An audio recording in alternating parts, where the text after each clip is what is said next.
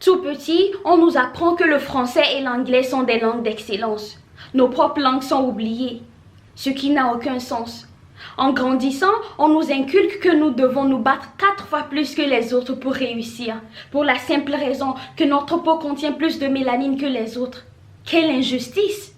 Chez nous à l'école, l'éducation surtout basée sur les guerres mondiales, la géographie et l'histoire des autres pays de grande puissance. On manque de nous aider à développer l'amour pour notre continent, nous aider à connaître notre continent et nos héros tels que Nelson Mandela, Martin Luther King, Patrice Lumumba et plein d'autres qui ont fièrement combattu pour notre liberté et nos droits.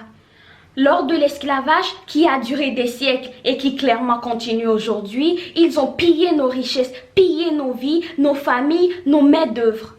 On a construit leur pays qui aujourd'hui sont des puissances économiques. On a combattu à leur côté, tels les tirailleurs sénégalais.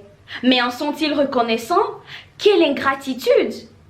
Nos dirigeants africains toujours contrôlés, affamés et égoïstes n'arrêtent de s'emparer des miettes restantes qu'ils cachent dans les banques de l'Occident qu'ils continuent d'enrichir. Quelle méchanceté!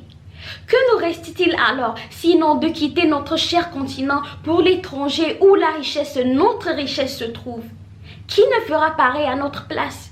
Non seulement nous sommes traités comme des imposteurs ici, et quelle ironie, mais aussi nos droits sont bafoués en tant qu'humains. Devenus des cibles, on nous abat comme des bêtes.